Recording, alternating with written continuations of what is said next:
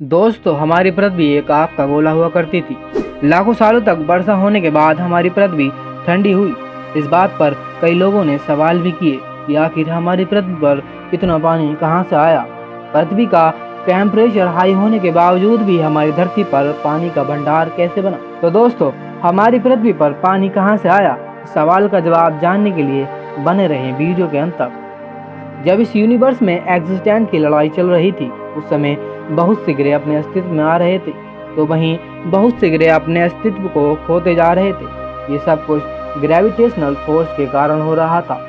जो टुकड़े सूर्य से टूट रहे थे, उन टुकड़ों ने सूर्य की ग्रेविटेशनल फोर्स के कारण उसी का चक्कर लगाना शुरू कर दिया। ये टुकड़े आपस में मिलकर ग्रहों का निर्माण करने लगे और इसी तरह से ही हमारी पृथ्वी का भी निर्माण हुआ। इस थ्योरी की संकल्पना करते हुए वैज्ञानिकों ने बताया, पृथ्वी जिस ग्रह के अंशों से बनी है, उस लिहाज से धरती पर पानी संभव नहीं है। लेकिन ये थ्योरी ये भी बताती है कि आज से लगभग 450 करोड़ साल पहले स्पेस में एक धूल का बहुत बड़ा बादल हुआ करता था और इसी बादल में हाइड्रोजन और ऑक्सीजन के एटम पनपे। उसके बाद इन एटमों ने आपस में क्रिया की और H2O यानी पानी का निर्माण किया। ये पानी बनने की शुरुआत थी। ये पानी गैस के बादलों के अंदर धूल के कणों से चिपककर आइस क्रिस्टल में बदल गया। फिर एक समय ऐसा आया जब ये क्रिस्टल इतने घने हो गए कि ग्रेविटी से अलग होने लगे। उन बादलों में इतना पानी था कि पृथ्वी पर मौजूद समुद्र को 30 लाख बार भरा जा सकता था। हमारे इस यूनिवर्स में आज भी ऐसे कई बादल तैर रहे हैं, लेकिन सिर्फ पानी की मौजूदगी से ये पता नहीं चल सकता कि वो पृथ्वी पर कैसे आया होगा। वैज्ञानिकों ने यह भी माना, जब पृथ्वी का निर्माण हुआ तब उस पर पानी नहीं था। ये पानी कुइपल बेल्ट के पार से आइस कोमिक के साथ आया होगा।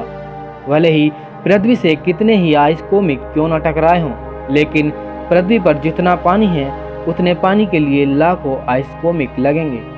अब ये बात तो साफ है, कोमिक से पानी आया जरूर था, लेकिन इतना नहीं कि महासागरों को भर सके। तो फिर इतना पानी कहाँ से आया?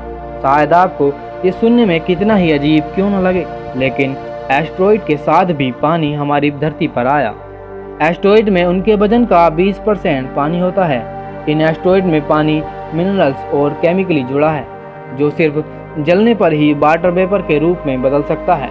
ये एस्टेरॉइड कभी लाखों की संख्या में हमारी पृथ्वी से टकराए थे।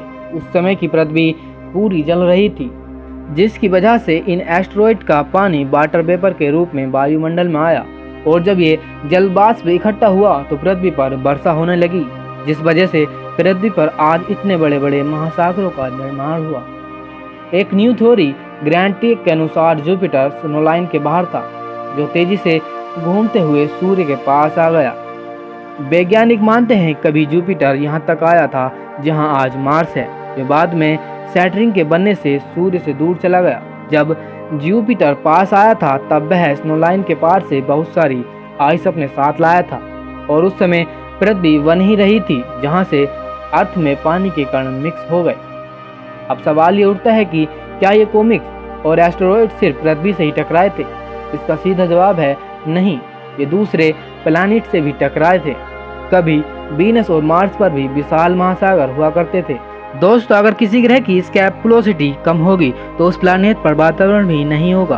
उस समय पृथ्वी पर भी कुछ ऐसा ही हुआ था। जब पानी वाष्प बनकर वातावरण में आया तो पृथ्वी की स्कैपुलोसिटी की वजह से पानी पृथ्वी के वातावरण में ही रह गया। तो दोस्तों, उम्मीद है आपको ये वीडियो पसंद आई होगी। ऐसे ही नॉलेज से भरी वीडियो देखने के लिए हमारे चैनल को सब्सक्राइब करें।